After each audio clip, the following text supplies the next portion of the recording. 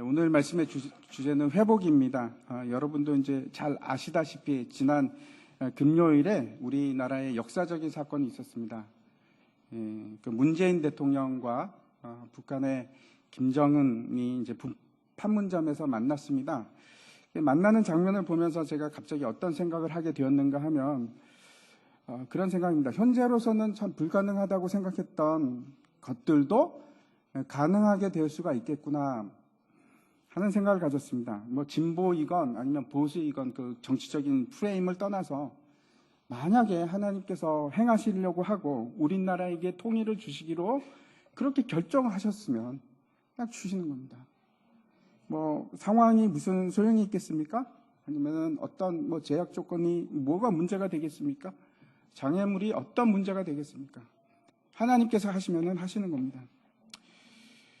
지금 현재로서는 그렇습니다. 뭐 만나서 당장 뭐가 잘 해결될지 어떻게 될지 모르겠습니다. 그런데 정치적인 논리를 떠나서 하나님의 관점에서 바라보는 그런 시각이 우리에게도 필요하지 않을까 하는 생각을 합니다. 우리의 논리나 아니면 우리의 주장이나 이런 것이 중요한 것이 아니라 정말 중요한 것은 하나님의 뜻입니다. 우리의 논리나 주장은 아무것도 중요한 게 없습니다. 이스라엘 백성들이 2000년 동안 나라가 없었습니다. 그 민족이 나라 없이 방황하다가 1948년에 놀라운 일이 생겼습니다. 갑자기 나라가 생긴 겁니다. 어떻게 그럴 수가 있겠습니까? 유태인들이 힘이 있어서 그런 것도 아니고 정치력이 있어서 그랬던 것도 아니고 돈이 많아서 그랬던 것이 아닙니다. 그냥 하나님께서 주신 겁니다. 그렇게밖에 설명할 수가 없습니다. 어떻게 갑자기 없던 나라가 그렇게 그냥 뚝딱하고 그렇게 생길 수가 있겠습니까? 하나님께서 성경에 예언하신 대로 그 나라를 회복시키기로 작정하셨고 그 일을 그냥 이루신 겁니다. 회복시키신 겁니다. 뭐 조건이고 장애물이고 이런 거는 아무런 문제가 안 됩니다. 그렇게밖에 그 사건은 고백할 수밖에 없습니다. 저는 민족주의자도 아니고 국수주의자도 아닙니다. 그런데 어떤 생각을 하고 있는가 하면 하나님께서 분명히 대한민국에 대해서 특별한 계획을 가지고 계신다고 생각합니다. 제가 이제 선교지에 있을 때 참 이상하다 하고 느꼈던 것이 있는데 그게 뭔가 하면 하나님께서는 분명히 이제 개개인을 통해서 역사하십니다. 그런데 전체적으로 보면 신기하게도 민족이나 나라 단위로 움직이시는 겁니다. 그 일들이 일어납니다. 하나님의 일들이 민족별로 일어나고 나라별로 일어납니다. 어떻게 그럴 수 있을까? 참 이상합니다. 제가 이제 이란에 있을 때 이란만 하더라도 주위에 보면 아프가니스탄도 있고 밑에는 사우디아라비아도 있고 이라크도 있고 그다음 사우디아라비아는 아니네. 쿠웨이트도 있고 그리고 이제 터키도 있습니다. 근데 유일하게 이란만 변화가 시작되는 겁니다. 다른 나라는 다 잠잠하는데 동시다발적으로 이란 안에서 막 변화가 일어나기 시작합니다. 예를 들어 터키나 뭐 아프간 같은 나라는 꼼짝도 안 하고 있을 때 그렇습니다. 제가 이제 한국을 한번 생각해 봅니다. 한국이 이제 1890년대에 본격적인 선교가 시작되었습니다. 그리고 1940년이 되었을 때는 이미 한국의 모든 곳에 교회가 다 퍼졌습니다. 참 놀라운 일입니다. 역사상 50년 만에 그렇게 전국 방방곡곡에 교회가 들어간 일이 잘 없습니다. 제가 알기로는 없습니다. 신기한 일은 그 순식간에 복음이 전국에 다 퍼졌는데 그러면 우리 주변에 있는 나라도 그랬는가? 일본이 그랬습니까? 아니요, 그렇지 않습니다. 중국이 그랬습니까? 아니요. 그런 일은 일어나지 않았습니다. 근데 유독 한국에만 그렇게 그냥 동시다발적으로 교회가 막 세워지는 겁니다. 제가 말씀드리는 것은 그렇게 이제 나라별로 특징이 있습니다. 그런데 앞에서 말씀드린 것처럼 이란과 터키 같은 경우에는 그냥 동질성이 하나도 없습니다. 그 하나님의 일에 있어서 제가 말씀드리는 겁니다. 그런데 이제 비슷한 나라들이 있습니다. 예를 들어서 터키와 일본은 굉장히 유사합니다. 그리고 예를 들어서 이란과 북한은 너무나 유사합니다. 하는 방식도 그렇고 뭐 모든 정치적인 상황도 그렇고 비슷하게 흘러갑니다. 그런데 마찬가지로 제가 느끼는 것 중에 하나가 한국과 이스라엘은 굉장히 유사합니다. 이스라엘도 옛날에 남유대 왕국과 북이스라엘로 이렇게 남북으로 나누어져서 오랜 기간 지냈는데 우리나라도 지금 오랫동안 남북으로 나누어져 있습니다. 그리고 이스라엘은 하나님께서 특별한 임무를 주셨습니다. 열방을 향해서 너희가 제사장 나라가 되어라, 이렇게 특별한 임무를 주셨는데, 제 생각에는 한국도 비슷하게 하나님께서 그런 특별한 임무를 주고 계신 거 아닌가, 이런 생각을 합니다. 2016년부터 우리나라 이제 탄핵 종국이라고 하는 그런 일들이 일어나기 시작했는데, 제 마음속에 의문이 들기 시작했습니다. 어떤 의문인가 하면, 기독교 인사들 중에 몇몇 분들이 이제 극보수적인 성향을 나타내는 분들이나 이런 분들이 나타나기 시작한 겁니다. 근데 제 마음에 어떤 의문인가 하면, 저는 개인적으로 극우가 됐던 극자가 됐건 아니면 중도가 됐건 상관없습니다. 그건 개인적인 성향이니까. 그런데 어떤 주장들이 그분들에게서 나오기 시작하는가 하면, 이 정치적인 이러한 그 지향점이 곧 하나님의 뜻이다라고 얘기하시는 분들이 이제 막 있는 겁니다. 지금도 이제 그런 강연을 하고 계신 분이 있습니다. 근데 이제 그분들 중에서 제가 제가 아는 분도 있고, 참 존경스러운 분도 있고, 복음적이고, 옳은 말씀 하시는 분들이 있는데, 어떤 의문이 드는가 하면, 저분들은 자신의 정치적인 의견을 얘기하는 것일까? 아니면 하나님으로부터 계시를 받아서 그 하나님의 말씀을 얘기하는 걸까? 하는 의문이 드는 겁니다. 무슨 말씀인지 얘기하시겠죠? 만약에 그런 것들이 하나님으로부터 말미암은 것이라면, 하나님의 말씀으로부터 나왔다고 하면, 그렇죠, 그거는 진리의 문제입니다. 그렇죠? 진리로부터 나왔다면 이런 생각이 드는 겁니다. 아니, 그러면 하나님 왜 저한테는 말씀하지 않으시지요? 라는 생각입니다. 이것이 굉장히 중요합니다. 왜 그런가 하면, 아무것도 아닌 것 같지만 사실은 이 문제가 더 좋은 거 아니면 조금 덜 좋은 거 아니면 나쁜 거, 이런 걸 택하는 문제가 아니고, 진리의 문제, 진리에 관한 문제라고 한다면 굉장히 큰 차이를 가집니다. 무슨 얘기인가 하면, 내 안에 성령이 계시면 성령은 진리의 영입니다.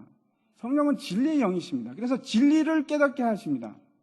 근데 내 안에 진리가 있다면, 성령께서 계시다면 어떤 일이 일어나냐면, 나는 진리에 관해서 판단할 수 있는 힘이 생기는 겁니다. 성령을 통해서. 요한복음 16장 말씀입니다. 한번 보여주십시오. 제가 읽어보겠습니다. 그러하나 내가 너희에게 실상을 말하노니 내가 떠나가는 것이 너희에게 유익이라. 성령에 대해서 말씀하시는 겁니다. 예수님께서 말씀하시는 겁니다. 그리고 내가 떠나가지 아니하면 보혜사가 너에게 오시지 아니할 것이요, 성령. 가면 내가 그를 너희에게로 보내리니. 그가 와서 하는 일이 있습니다. 성령께서 와서 우리의 속에서 하시는 것이 있는데, 죄에 대하여, 의에 대하여, 심판에 대하여 세상을 책망하시는 일을 하십니다. 성령께서 하십니다. 그래서 만약 이것이 진리에 관한 문제라면, 성령 안에 있는 우리는 한 성령 안에 있기 때문에 동일한 생각을 가져야 하는 겁니다. 저와 저 사람이 다를 수가 없습니다. 무슨 말씀인지 여러분이 이해하시리라 생각합니다. 그러니까 이것은 만약에 성령에 관한, 하나님의 진리에 관한 문제라면 이것은 죄가 아니다 하는 것이 우리에게는 너무나 분명하게 드러나는 겁니다. 예를 들어서 동성애 같은 거, 너무나 분명하게 성령이 가지고 있으면, 우리 속에 성령이 있으면, 이거는 사람이 할 수 없는 일이다라는 것을 분명하게 깨닫게 되는 겁니다. 성령께서 말씀하시는 겁니다. 이것은 의다, 이것은 의가 아니다 하는 분분한 의견이 생기는 것이 아니고, 그것이 진리에 관한 말씀이라면 당연히 일치할 수밖에 없습니다. 의견이. 동일한 의견을 가지게 되는 겁니다. 그러니까 만약에 이것이 동일한 의견이 아니라면 진리에 관한 문제가 아닙니다.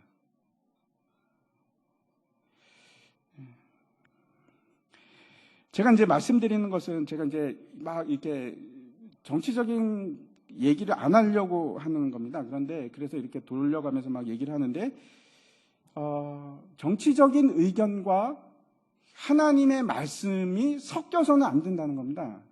다릅니다. 진리에 관한 것과 내 의견과는 다른 겁니다. 내 의견은 주장할 수 있습니다. 그런데 그걸 마치 이제 성령이 말씀하시는 것처럼 할 수는 없는 겁니다. 제가 이제 이 말씀을 드리는 것은 우리가 통일을 어떻게 볼 것인가 하는 얘기를 하기 위해서 그런 겁니다. 제가 그래서 이제 금요일날 그 뉴스를 보면서 참 마음이 좋았습니다. 근데 이제 성경에 이런 말씀을 보게 되었습니다. 에스겔 말씀인데,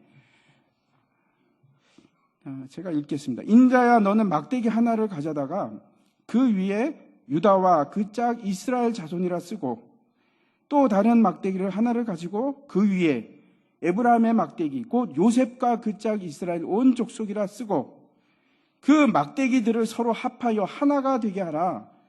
내 손에서 둘이 하나가 되리라. 우연치 않게 이 말씀이 제 눈에 확 들어오는 겁니다. 그러면서 제가 그런 생각을 했습니다. 우리나라도 불가능한 것이 아니겠구나.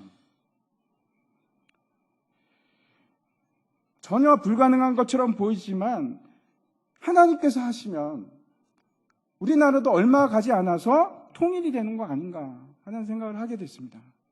참 무엇보다도 북한에 있는 교회들을 한번 생각해 보십시오. 분명히 교회들이 많은 교회가 있습니다. 제가 확인한 바입니다. 그 교회들이, 북한에 있는 교회들이 신음하면서 지하로 들어간 지가 지금 70년이 됐습니다. 70년이 됐습니다. 그리고 하나님께서는 어떤 식으로든 어떻게 하실지 모르지만, 어떤 식으로 회복해 하실지 모르지만, 제가 확신하는 바는 하나님께서 그 하나님의 백성들을 반드시 회복시키실 겁니다. 남과 북이 화해하고 회복하는 것이 가능할까? 우리가 보기에는 현재 상황으로는 참 힘들고 어렵고 장애물이 많을 것 같지만 그 일도 하나님께서 행하시면 되는 겁니다. 그런 생각을 하게 되었습니다. 남북이 분단된 이후에 얼마나 많은 사람들이 통일을 위해서 기도했겠는가. 저와 여러분도 통일을 위해서 기도하지 않았습니까? 근데 하나님께서 그 기도를 외면하시겠습니까? 아니요, 저는 그렇게 생각하지 않습니다. 반드시 하나님께서 들어주시고 회복해 하실 겁니다. 네, 제가 왜 이 말씀을 드리냐면 좀 엉뚱한 얘기를 드리려고 합니다.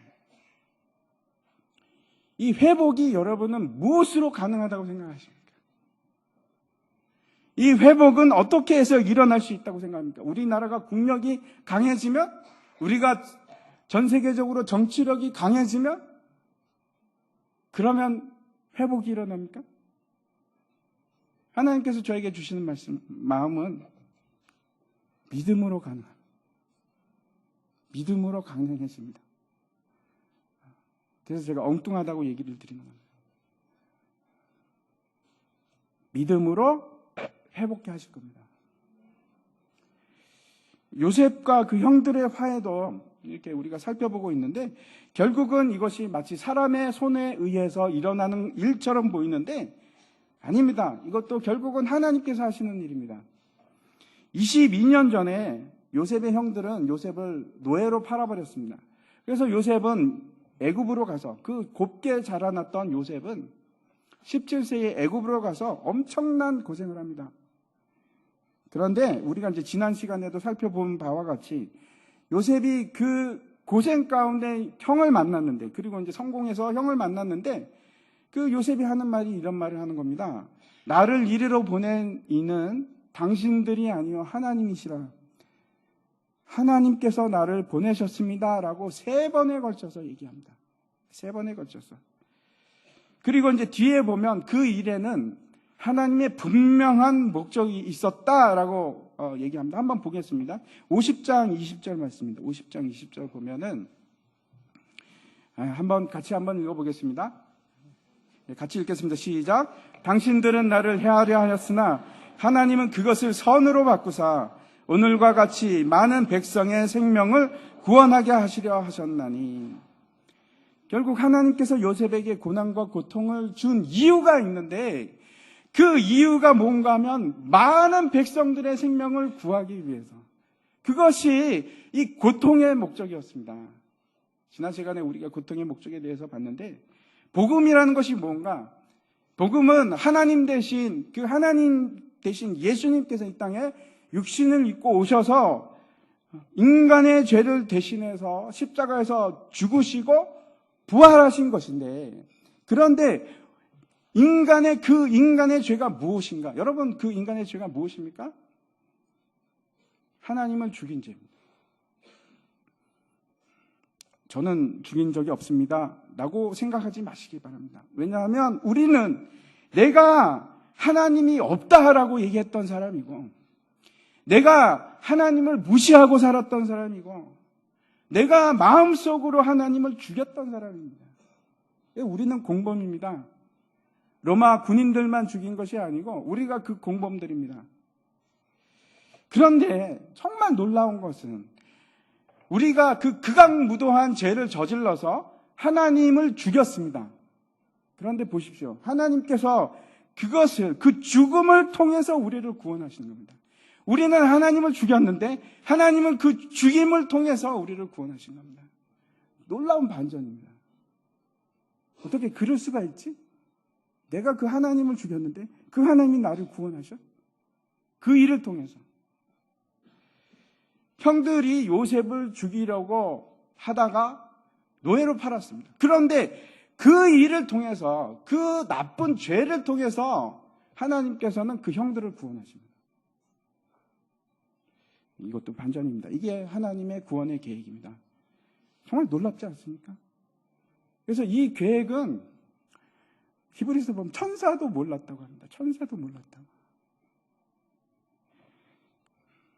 그런데 그 생명을 구하는 구원의 계획이 그 구원만으로 끝나는 것이 아니고 어떻게 되는가 하면 우리를 화해케 하고 용서케 하고 마지막에 어디로 이끄냐면 회복하는 데까지 이끌어 갑니다. 보시면은 형들이 먼저 화해를 한 것이 아니고 누가 청합니까? 요셉이 청합니다. 고통을 당했던 요셉이 먼저 청합니다. 14절과 15절 한번 같이 읽겠습니다. 시작.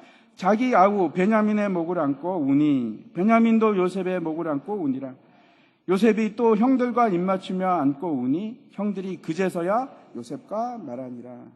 우리도 마찬가지입니다. 우리가 하나님을 먼저 사랑한 것이 아니고 하나님께서 우리를 먼저 사랑하셨습니다. 요한일서 4장 10절 말씀입니다. 사랑은 여기 있으니 우리가 하나님을 사랑한 것이 아니요 하나님이 우리를 사랑하사 우리 죄를 속하기 위하여 화목제물로 그 아들을 보내셨습니다. 하나님께서 먼저 우리를 사랑하셨습니다. 그래서 우리가 할 말이 없는 겁니다. 아무런 대가도 요구할 수 없습니다. 요셉이 이제 어떻게 해서 그 형들을, 극악무도했던 그 형들을 용서할 수 있었을까? 어떻게 해서 그 마음에 화해의 마음이 들고 용서하는 마음이 생길 수 있었을까? 여러분 어떻게 생각하십니까? 왜 그렇다고 생각하십니까? 요셉이 도대체 왜 용서를 했을까? 자신을 죽이려고 했던 그 형들인데 그 형들 얼굴만 떠올려도 막 치를 떨면서 십몇 년을 보냈는데 여러분 같으면 용서하시겠습니까? 하나님께서 우리에게 원수를 사랑하라고 하시고 너에게 죄 지은 자가 용서를 구하면 7번씩 70번이라도 용서하라고 말씀하십니다. 근데 어떻게 용서를 합니까? 저 사람 난 용서 도저히 못해. 안 보면 돼. 용서하기가 힘듭니다. 그런데 그 뒤에 일을 이루시는 하나님 때문입니다. 제가 무슨 말씀인가 하면은 그 사람들을 통해서 나를 깎으시고 나를 사람을 만들어 가시고 인간을 만들어 가시고 그 위에 더해서 생명들을 구하기 위해서 그런 고통을 주신 이 사람들이 아니고 그 뒤에 하나님의 선하신 목적이 있기 때문에 내가 이 사람들을 용서할 수 있는 겁니다. 하나님께서 하셨구나. 하나님께서 하셨구나. 이 사람들이 잘못이 아니고 하나님께서 하셨구나. 그 계획 속에 있었구나. 그래서 내가 용서하는 마음이 드는 겁니다. 여러분 미워하는 사람들을 어떻게 용서할 수 있습니까? 그 뒤에 분명히 하나님의 뜻이 있다는 것을 확인할 때, 깨달을 때, 이분을 통해서 나를 고치시는구나. 그걸 깨달을 때 그분이 아름답게 보이기 시작하는 겁니다. 로마서 8장 28절 우리 한번 같이 한번 읽어볼까요? 시작. 우리가 알거니와 하나님을 사랑하는 자 곧 그의 뜻대로 부르심을 입은 자들에게는 모든 것이 합력하여 선을 이루느니라. 아멘. 이제 이 사건으로 해서 이제 요셉의 얘기는 이제 거의 끝나갑니다. 그런데 요셉의 얘기에서 주인공이 조금씩 바뀌기 시작합니다. 누가 진짜 주인공인지, 이 이야기의 진짜 주인공인지 아십니까? 사실은 야곱입니다. 그래서 이제 뒤로 갈수록 야곱이 다시 등장을 합니다. 원래 주인공으로 이제 돌아가는데, 요셉이 그 형들에게 뭐라고 얘기하는가 하면, 아버지에게 가셔서 내가 얼마나 이 땅에서 영화를 입고 살아가는지 말씀해 주십시오. 그리고 아버지 제발 모셔오십시오. 아직도 흉년은 지나려면 5년이나 더 남았습니다. 이렇게 얘기를 합니다. 그뿐만 아니고 그 바로가 요셉의 형들에게 이렇게 얘기합니다. 바로가 요셉이 그 방성대곡하고 엉엉 우는 소리를 이제 듣지 않았습니까? 그래서 물어본 겁니다. 신하들한테. 아니 저 요셉이 왜 이렇게 우느냐? 형들을 만났습니다. 그래서 이제 그 형들에게 선물을 주는데 어떻게 주는가 하면 수레를 보냅니다. 수레를 보내고 양식을 가득 채우고 그리고 진귀한 애굽의 물품을 보내고 또 뭐 나귀들, 숫나귀 10마리, 암나귀 10마리 이렇게 하면서 뭐 양식과 선물을 가득해서 보냅니다. 마치 어떤 얘기 같은 건가 하면 아버지를 모셔오너라 그러면서 리무진을, 최고급 리무진을 보내면서 이 리무진에 태워서 다시 와라 이렇게 하는 겁니다. 얼마나 영광스럽습니까? 이제 형제들과 요셉과의 그 화해가 이제 되고 용서가 끝났습니다. 그런데 하나가 남았습니다. 화해하고 용서하는 것으로 끝나는 것이 아니고 모든 것이 다 끝나는 것이 아니고 그 다음에 뭐가 일어나기 시작해야 되냐? 회복이 일어나기 시작해야 됩니다. 우리나라도 마찬가지입니다. 남과 북이 화해하고 용서하느로 끝나는 것이 아니고 상처들이 치유되고 회복이 일어나야 됩니다. 근데 그것이 여러분 무엇으로 일어나는지 아십니까?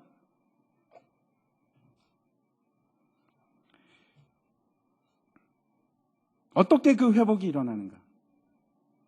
믿음으로 일어납니다. 오늘 한번 그 말씀을 통해서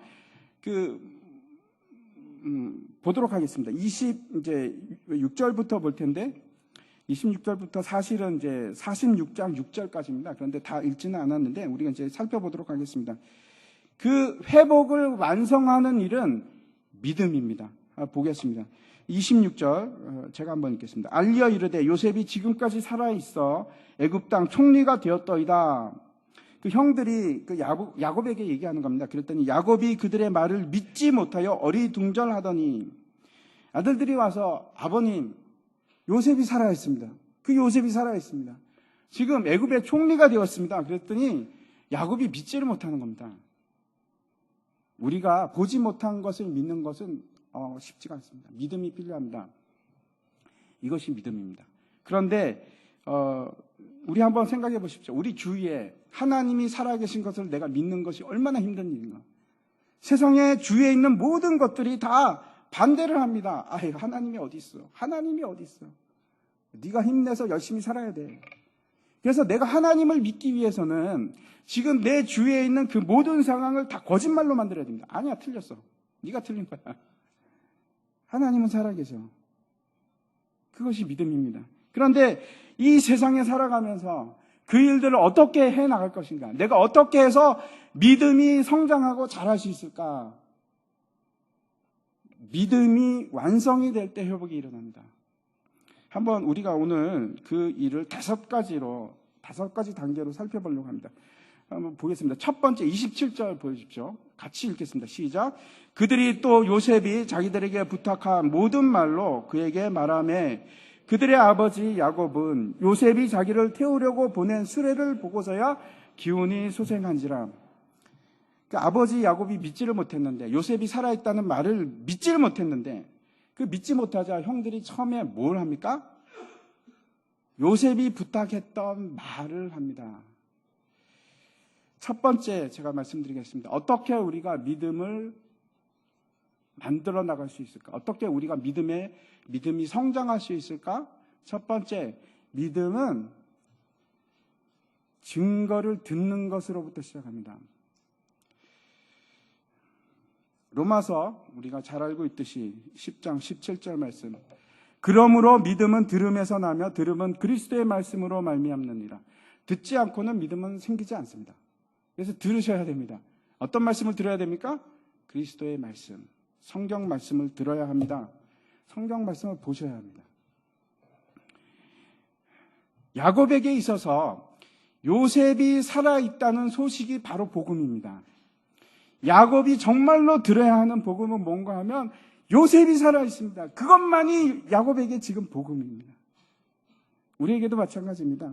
만약에 예수님이 지금 살아계시지 않는다면 우리가 믿는 것은 모두 헛겁니다. 바보 같은 짓입니다. 고린도전서에서 이렇게 얘기하십니다. 그리스도께서 만일 다시 살아나지 못하셨으면 우리가 전파하는 것도 헛것이요 또 너희 믿음도 헛것이며. 복음은 그리스도께서 고난을 받으시고 십자가에서 죽으신 것으로 끝나는 것이 아니고 살아나신 겁니다. 그게 복음입니다. 만약에 생각해 보십시오. 요셉이 살아있지 않으면 야곱에게 좋은 소식이 뭐가 있겠습니까? 부활한 것이 복음입니다. 그래서 우리가 부활의 소식을 들어야 됩니다. 예수님께서 살아나셨습니다. 여러분, 살아나셨습니다. 그 소리를, 그 복음의 소리를 들으셔야 합니다. 여러분 중에 혹시 나는 믿음이 없는 것 같아. 막 아침에 일어나면 있는 것 같기도 하고 저녁만 되면 하나님 안 계신 것 같아. 예수님 뭐 다 말짱 거짓말 같아.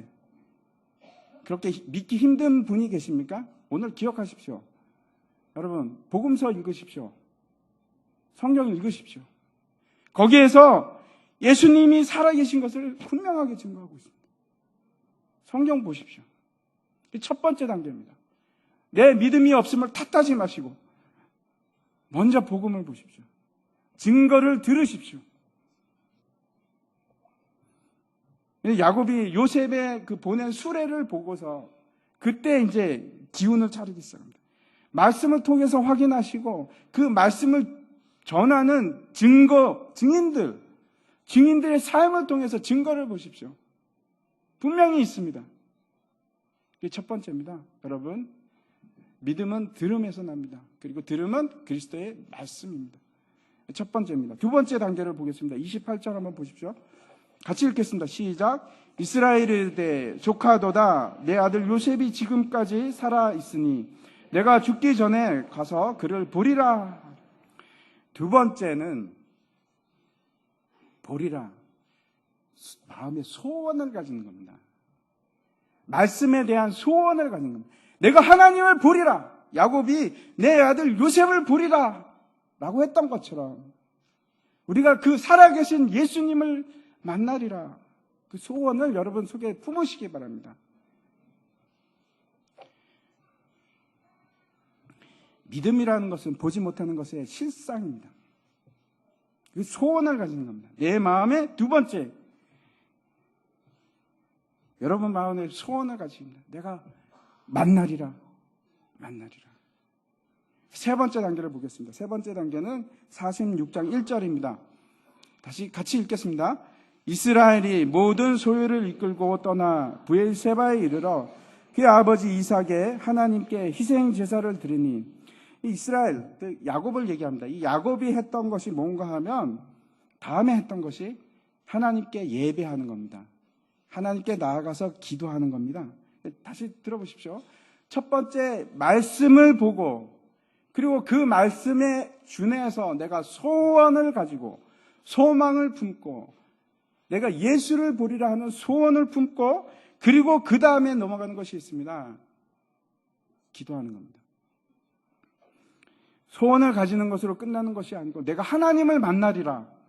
여러분 마음에 그 소원을 품으십시오. 그게 믿음이 자라는 세 번째 단계입니다. 여기서 멈추지 마시고 소원을 가지시기 바랍니다. 그래서 기도하시기 바랍니다. 에레미야 29장 말씀입니다. 제가 읽겠습니다. 너희가 내게 부르짖으며 내게 와서 기도하면 내가 너희들의 기도를 들을 것이요 너희가 온 마음으로 나를 구하면 나를 찾을 것이요 나를 만나리라. 하나님께서 뭐라고 약속해 주시냐면 네가 나를 찾기만 하면 내가 너를 만나리라. 이게 세 번째입니다. 네 번째 단계 보도록 하겠습니다. 2절부터 4절까지 말씀인데 제가 읽겠습니다. 그 밤에 하나님이 이상 중에 이스라엘에게 나타나 이르시되 야곱아 야곱아 하시는지라. 야곱이 이르되 내가 여기 있나이다 하매 하나님이 이르시되 나는 하나님이라 내 아버지 하나님이니 애굽으로 내려가기를 두려워하지 말라. 내가 거기서 너로 큰 민족을 이루게 하리라. 내가 너와 함께 애굽으로 내려가겠고 반드시 너를 인도하여 다시 올라올 것이며 요셉이 그의 손으로 내 눈을 감기리라 하셨더라. 네 번째 단계는 뭔가 하면 내 마음에 하나님의 약속 위에 나를 두는 겁니다. 하나님의 약속 위에 나를 두는 겁니다. 말씀을 내 마음에 두는 겁니다. 예수님께서 마태복음에 보면은 집 얘기하는데 모래 위에 집을 짓는 것이 아니고 반석 위에 집을 세우라 이렇게 말씀을 하십니다. 반석이 바로 하나님의 말씀입니다. 그리스도의 말씀입니다. 하나님의 말씀을 꽉 붙잡는 겁니다. 그것이 반석 위에 집을 세우는 겁니다. 그때 이제 우리의 믿음이 한 단계 또 다시 업그레이드 합니다. 다시 한번 제가 정리해드리겠습니다. 첫 번째, 말씀을 보십시오. 증거를 찾으십시오. 두 번째, 그 말씀을 가지고 소원을 가지시기 바랍니다. 내가 꼭 만나리라. 그 소원이 발전을 하면 기도가 됩니다. 하나님 나에게 보여주시옵소서. 내가 하나님을 만나기를 원합니다. 그때 만나주시고 거기서 끝나는 것이 아니고 하나님께서 우리에게 약속을 주십니다. 그 약속의 말씀 위에 서시기 바랍니다. 굳게 서는 겁니다. 이것이 네 번째 단계입니다. 그때 믿음이 확 성장하기 시작합니다. 마지막 다섯 번째 단계를 보겠습니다. 다섯 번째 단계는 5절과 6절인데 5절과 6절 제가 읽겠습니다. 야곱이 브엘세바에서 떠날 새 이스라엘의 아들들이 바로가 그를 태우려고 보낸 수레에 자기들의 아버지 야곱과 자기들의 처자들을 태우고 그들의 가축과 가나안 땅에서 얻은 재물을 이끌었으며 야곱과 그의 자손들이 다 함께 애굽으로 갔더라. 결국 믿음이 무엇으로 완성이 되는가? 마지막 다섯 번째 말씀드립니다. 그 믿음은 행함으로 이루어집니다. 행함입니다. 가만히 있는 것이 아니고 내가 움직이기 시작하고 그 말씀대로 행하기 시작하는 것이 믿음입니다. 다시 제가 반대로 말씀드리면은 여러분이 행함으로 인해서 여러분의 그 믿음이 깊어지고 커지기 시작합니다. 아무것도 하지 않을 때는 믿음이 자라지 않습니다. 근데 그 말씀대로 내가 행하기 시작하면 하나님께서 사랑하라고 했으니까 내가 사랑하기 시작하고 하나님께서 용서하라고 그랬으니까 내가 용서하기 시작하고 하나님께서 기뻐하라고 그랬으니까 슬픔이 나는데도 기뻐하기 시작하고 그때 믿음이 자라는 겁니다.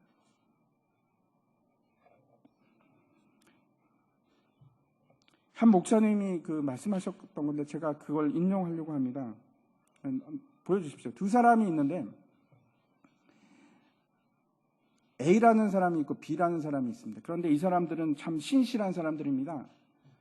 정직하고 또 법도 잘 지키고 가족도 너무 사랑하고 그런 사람들입니다. 이웃을 좋아하고 사랑하고 긍휼히 여기고 도와주기도 하고 무엇보다도 중요한 거는 이 두 사람 다 교회 다닙니다. 하나님 믿는 사람들입니다. 그리고 죽으면 천국이 있다는 것도 알고 있고 그것도 믿고 지옥이 있다는 것도 알고 있습니다. 그런데 완전히 다른 길로 갈 수 있습니다. A와 B가 완전히 다른 길로 갈 수 있습니다. 똑같은 집사님인데 똑같이 교회 생활하지만 완전히 다른 길로 갈 수 있습니다. 뭐가 틀리면 그럴까요? 여러분 뭐가 그렇게 틀리게 만들까요? 그 다음 장 한번 보여주십시오. 네, 넘겨주시면 됩니다. 한 사람은 복음을 믿고 또 한 사람은 복음을 거부합니다. 교회 안에 많은 사람들이 있지만 하나님을 믿는다고 하는 분들은 많이 계시지만 그 복음을 믿고 그 복음대로 살아가려고 애쓰고 그 복음을 따라가는 사람은 너무나 작습니다.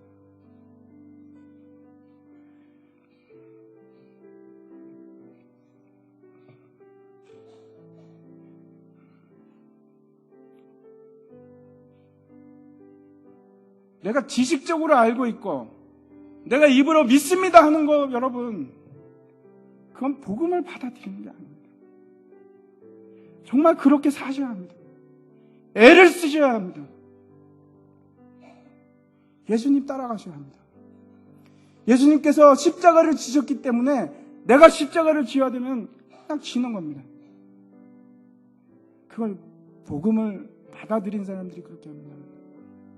복음을 거부한 사람은 십자가의 길로 가지 않습니다. 그냥 알고 있습니다.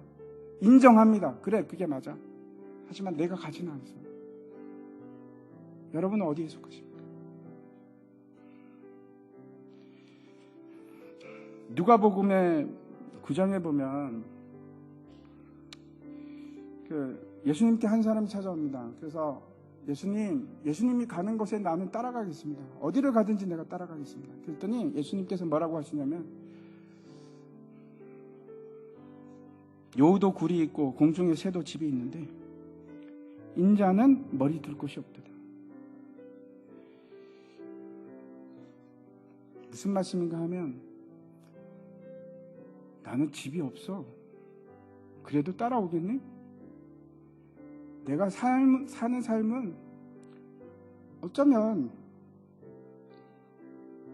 동물들보다 못할 수도 있어. 동물들은 쉼터가 있는데 나는 머리 둘 곳이 없어. 그래도 여러분 따라가시겠습니까? 그래도 여러분, 예수님이 너무 좋아서 내 모든 것을 다 예수님께 맡기고 따라가시겠습니까? 그것이 복음입니다. 그게 복음입니다. 내 모든 것 다 내려놓고 말로만 믿습니다, 믿습니다, 주여 주여 하는 것이 아니고, 내가 지식적으로만 깨달아서 그렇습니다, 아멘 하는 것이 아니고, 그렇게 사시는 겁니다. 여러분, 그렇게 사셔야 합니다.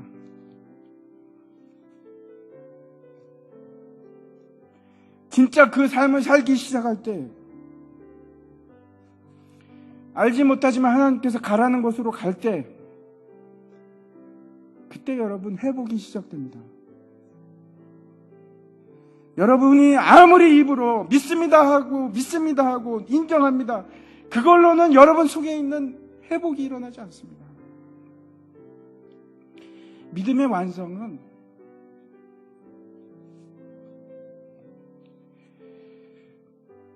여러분이 행하기 시작할 때입니다. 그때 우리에게 상처가 치유되고 놀라운 기적이 일어나고 우리를 자유케 하십니다.